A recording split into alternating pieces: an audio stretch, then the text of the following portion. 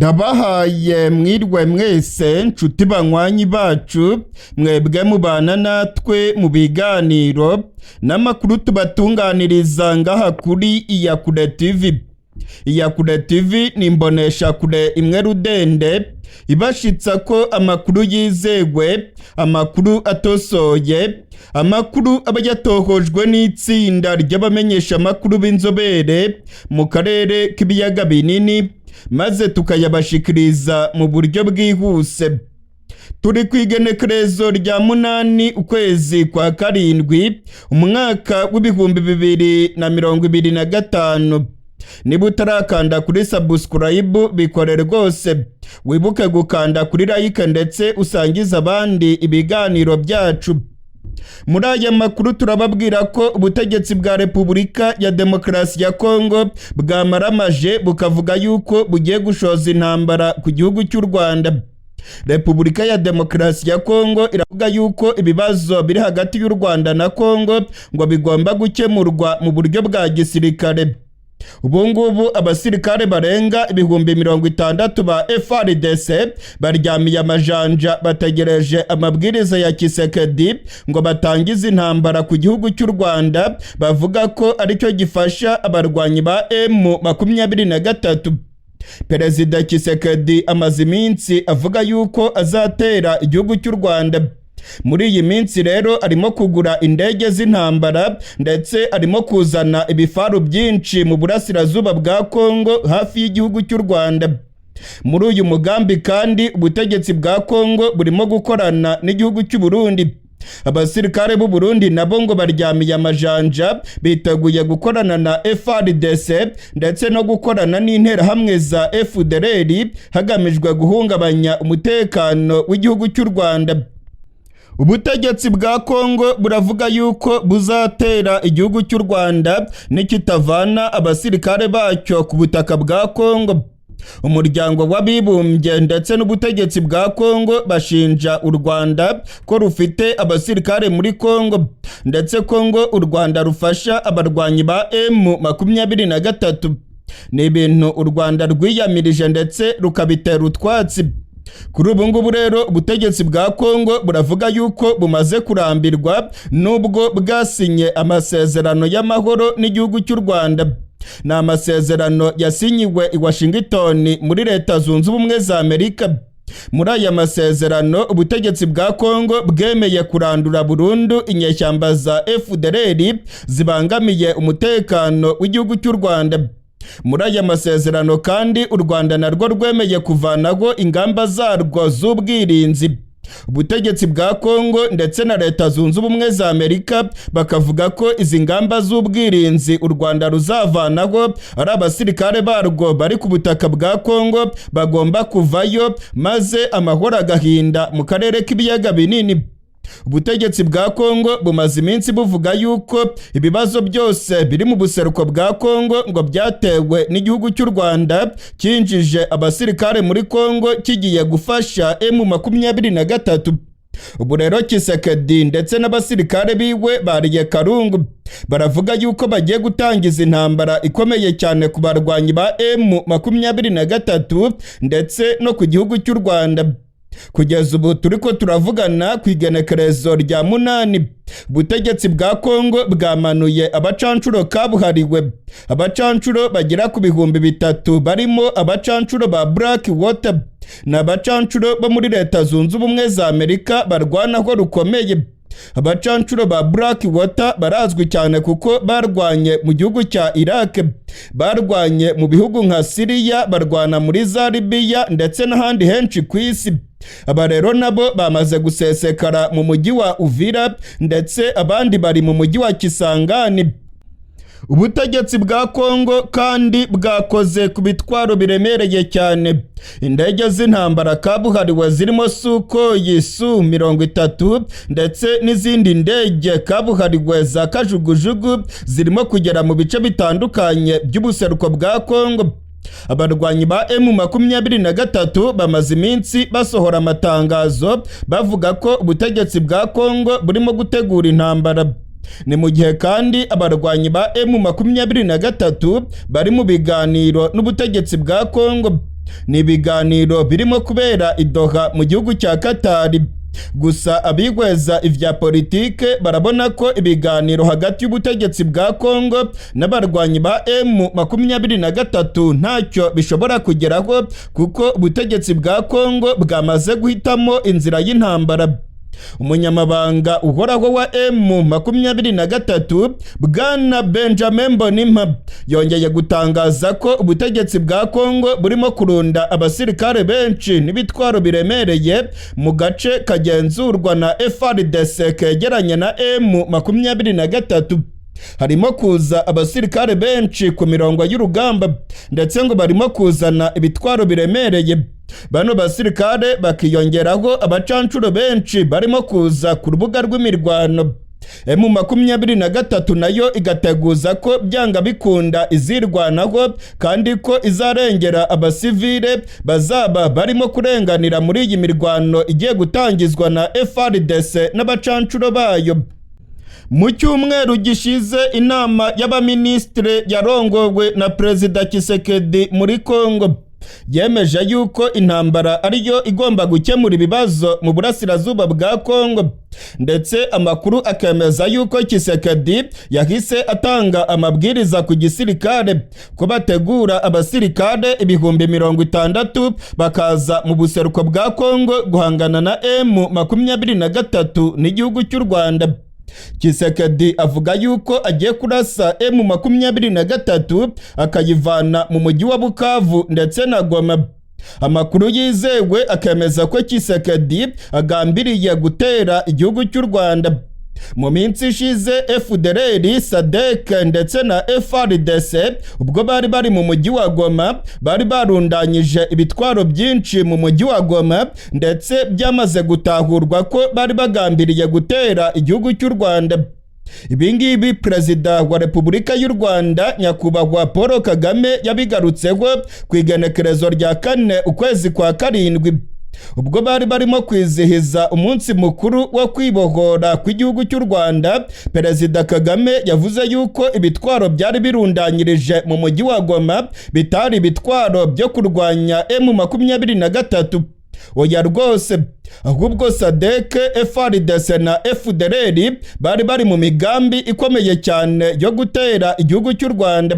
Gusa iyi migambi yabo yaje kuburizwamo, ndetse SADC na FARDC n'inyeshyamba za FDLR ngo babonye ayimbwa yaboneye ku mugezi.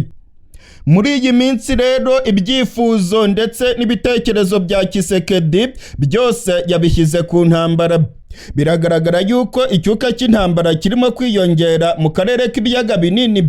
Icuka cya kwega nkwege gikomeje kwiyongera hagati y'u Rwanda na Repubulika ya Demokarasi ya Congo.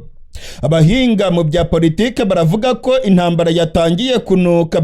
Tshisekedi arimo gutegura abasirikare kandi umugambi wiwe awuhuriyeho n'igihugu cy'u Burundi. Amakuru dufite aremeza yuko ibitwaro byinshi by'igisirikare cya FARDC birimo kunyura mu gihugu cy'u Burundi. Hari amakuru kandi yizewe yemeza ko inyeshyamba zigera ku 2,000 za FDLR zamaze kuva muri Congo zikerekeza mu gihugu cy'u Burundi. Izi ngizi zaronse imyimenyerezo hamwe n'abasirikare b'u Burundi n'imbonerakure, nabo ngo bakaba baryamiye amajanja biteguye gufasha ubutegetsi bwa Congo guhungabanya umutekano w'igihugu cy'u Rwanda. Hari amakuru atugeraho avuga yuko igisirikare cy'u Burundi kiyemeje gufasha FARDC na FDLR maze ngo bakazahungabanya umutekano w'igihugu cy'u Rwanda banyuze mu ishyamba ry'ikibira. Iri shyamba ry'ikibira ku ruhande rw'u Burundi rifatanya n'ishyamba rya Nyungwe ku ruhande rw'igihugu cy'u Rwanda. Amakuru rero akemeza yuko FARDC n'abarundi barimo gukorana bya hafi. Ibingibi kandi bikemezwa n'amasoko yacu ku kibuga cy'indege cyitiriwe Melchior Ndadaye i Bujumbura. Indege z'igisirikare cya FARDC zimaze iminsi zigwa mu gihugu cy'u Burundi. Abasirikare ba Congo bagera ku 3,000 nabo bari mu gihugu cy'u Burundi ngo barimo kwiga ingene bazafatanya n'igisirikare cy'u Burundi maze ngo bagatera igihugu cy'u Rwanda. umumenyesha makuru wacu Ildefonse Habyarimana akorera mu bice bya Cibitoke ndetse na Bubanza aravuga yuko yiboneye inyeshyamba zifite intwaro zikomeye zirimo gukora imyimenyerezo hamwe n'abasirikare b'u Burundi. Ildefonse Habyarimana akavuga yuko FDLR zamaze kugera mu gihugu cy'u Burundi, ndetse Ildefonse Habyarimana akavuga yuko izi nyeshyamba zikorera mu ntara ya Cibitoke. Amakuru dufite kandi aremeza ko intwaro zikomeye z'igisirikare cya SADC nazo zageze mu gihugu cy'u Burundi. Igisirikare cya SADC cyavuye muri Congo kinyura mu gihugu cy'u Rwanda cyerekeza muri Tanzania, maze intwaro zabo zihita zerekeza mu gihugu cy'u Burundi. Izi ntwaro rero ngo bazazikoresha mu kurasa kuri M23 ndetse ngo bahangane n'igihugu cy'u Rwanda bashinja ko aricyo gifasha bano barwanyi ba M23. Ibintu rero ntabwo byoroshye, biribonekeza ko imigambi ya Tshisekedi ndetse na General Neva ari ugutera igihugu cy'u Rwanda. Nyamara mu minsi ishize Perezida wa Repubulika y'u Rwanda Paul Kagame yaburiye ubutegetsi bwa Congo ndetse n'abandi bose barimo gufasha interahamwe ko rwose bazahura n'ibyago bikomeye. Perezida Kagame yavuze ko azahangana nabo mu buryo bukomeye, kandi ko umuntu wese uzagerageza guhungabanya umutekano w'igihugu cy'u Rwanda atazamenya ikimukubise. Hari umwaka n'umwe wigeze ushira,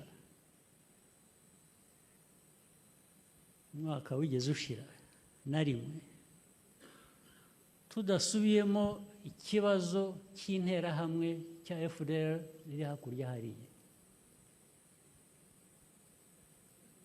Nibyo duhimba se, nibyo tubeshya se? Cyakabiri, hari na rimwe tutigeze tubwira abantu tunasubiramo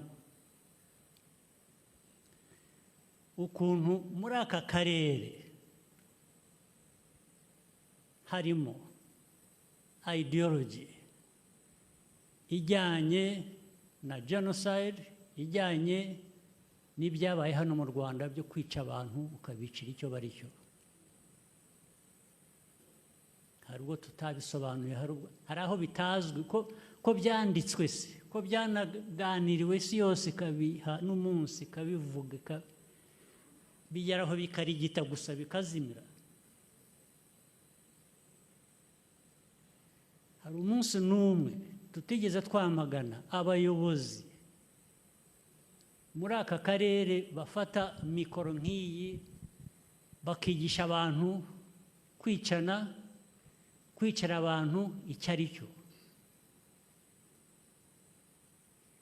Hari na rimwe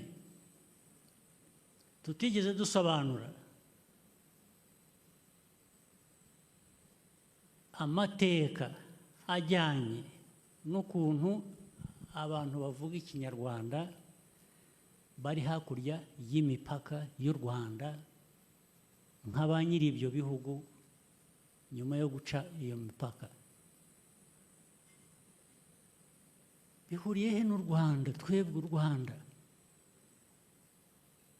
ibibazo byabaye mbere y'uko mvuka cyangwa na nyuma nkivuka, byaba bite ibibazo nateye igihewe cyangwa undi ungana nanjye? Bishoboka bite? Bishoboka bite kuvuga ngo ibyo tuvuga buri munsi bijyanye n'umutekano w'iki gihugu cyacu biragenda bigahinduka amabuye y'agaciro, biragenda bigahinduka ko u Rwanda rukoresha ibyo rukora bigera ku mipaka yacu na Congo cyane cyane n'abandi baturanye, ariko bamwe bigeze gukinisha ibyo by'interahamwe nabo, kandi rwose n'uyu munsi babimenye na kiriya gihe barabimenye, tuzahangana nabo.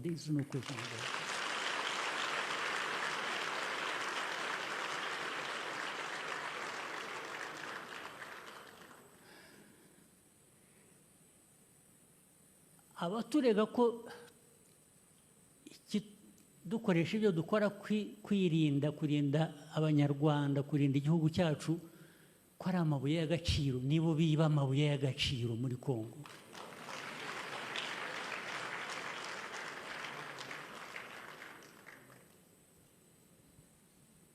Ibi bihugu bikize byo hanze byirirwa bivuga ubusa. Erega narababwiye, iyo bari aho batinyisha abantu bakazana ibintu human rights, bakazana ngo barashaka gutera ubwoba, ngo Kagame navuga ngo bazamujyana. Uzanjyana hese wowe?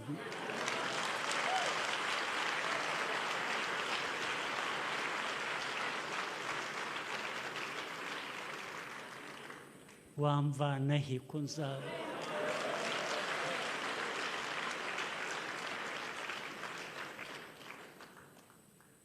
bagatangira sanctions, James Kabarebe, sanctions, officers, sanctions for what? You are just foolish, absolutely foolish.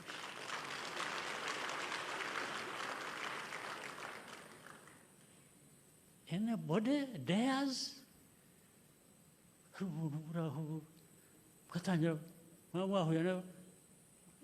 ugatanga lessons, little boy, little girl, kunuko bava mu Europe cyangwa America cyangwa Canada, uratanga lessons. What lessons? What lessons does anybody have to give to me about my life, about my country, about my people?